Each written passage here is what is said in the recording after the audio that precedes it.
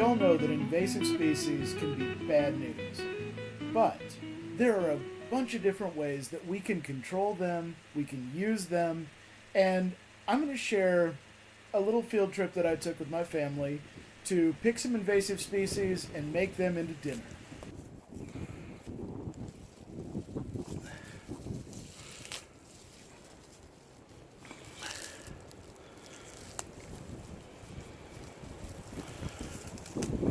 Try and get it down by the roots. Try and pinch it all the way down by the root. Here, come over here. Try to grab this one right here. Yeah, there you go. There you go. Nice.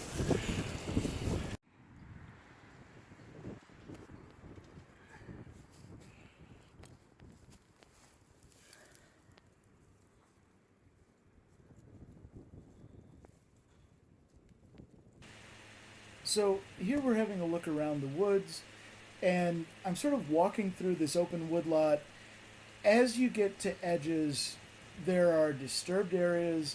This is a plant that's coming up, that's taking advantage of one of those edges, and I want you to have a look at the leaf so that you can get a sense of what those leaves look like, the scalloped edges, the heart-shaped leaf.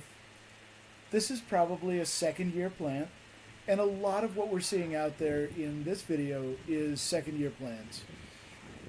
A lot of the seedlings are going to come up later.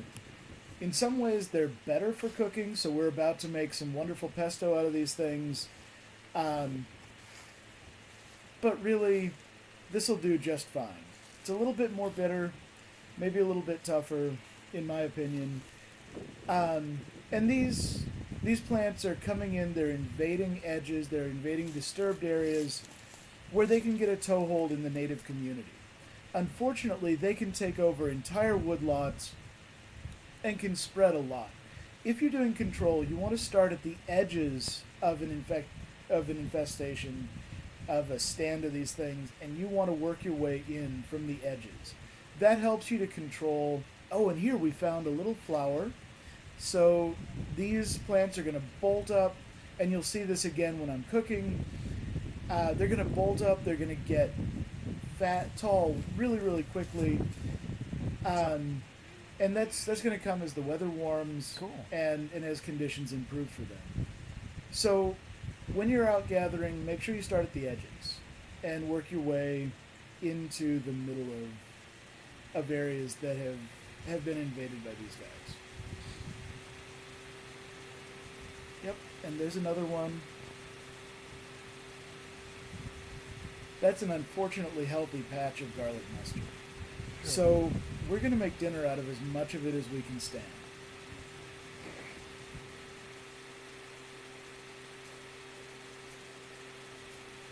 All right, let's take this stuff inside and start getting...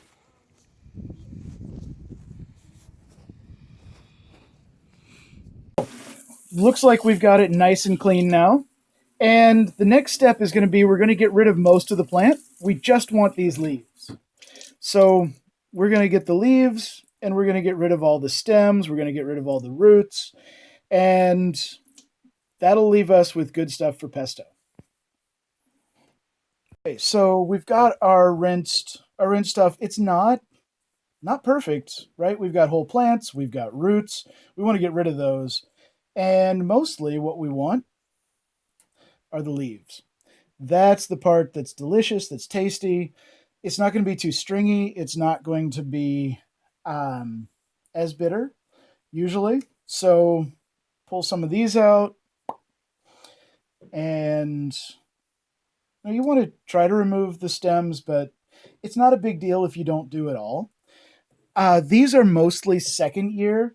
So this is a biennial plant. It gets 2 growing years, and a lot of times that first year seedling is coming up earlier in the season.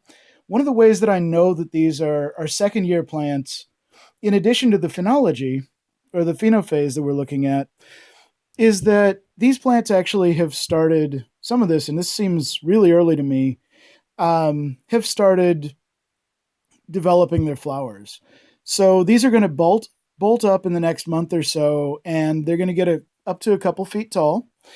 And at that point, they'll flower. and set seed. So I would argue that you probably don't want the flowers in this, don't want the stems, don't want the roots. So there's a bunch of stuff that we're going to get rid of here, and I'm going to leave those too. If you have the option and you can identify them, definitely get the first year ones rather than the second year. I think they taste a little bit better. Cool. A little less bitter. We're done with our detritus here, all the bits and pieces. We've gotten rid of the roots. And now we are ready to chop. So, you don't have to go through this step if you've got a machine that will do a good job of cutting it up. You don't need to chop it to pre-chop it. I like to pre-chop it, and honestly, if you don't have a machine, you could probably just chop. Standard knife will work. If you have a nice curved blade like that, it'll work. Um, and then I'm just going to pre-chop it so that we're ready to put this in. Hopefully, we don't record an injury here.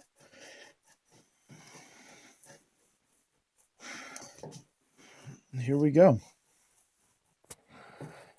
And this really just makes it a little bit smaller, makes it fit in the machine better, makes it so that you don't have to run it through a bunch of times through a food processor. So, almost there. And we just want smaller leaves to go in. Obviously, we've finished chopping all this up. We're going to take all that, shove it in the bowl here.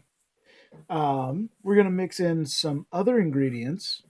So this is kind of like traditional pesto. I've made a couple of changes to it, but I think it works out well anyway. So I'm going to grab and add some ground walnuts, and you could grind these up yourself, or you could get some that are pre-ground. So I'm going to dump those in.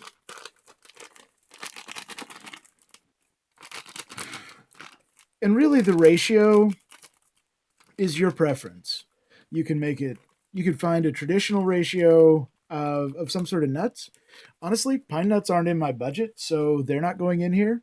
These are walnuts. I think they taste great with it. Almonds taste good with it.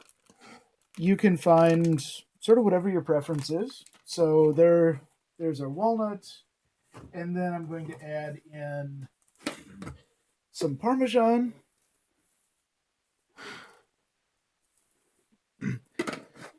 And we'll put in some pepper. A little bit of pepper.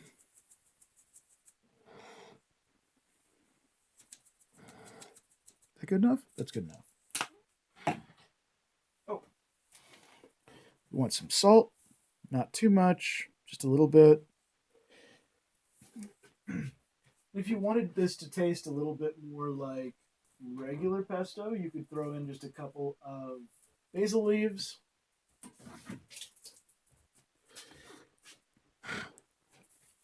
And then I'm going to mix this all up a little bit and put it in a little food processor. This is our tiny little food processor, and that actually works just fine. So mix all of our ingredients together. And looks like that's about as close as it's going to get.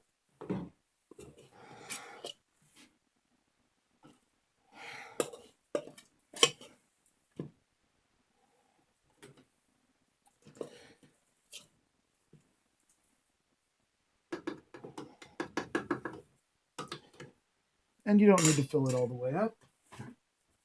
You can add just a little bit of olive oil here, and you'll add more before you're done.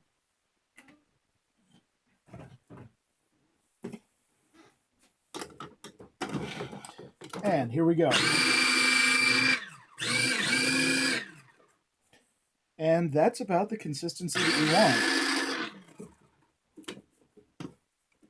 want. So I'm feeding me and mine with this. I'll just dip my finger in here so you can kind of see. And then we're just going to do that with the rest of it, mix it all together.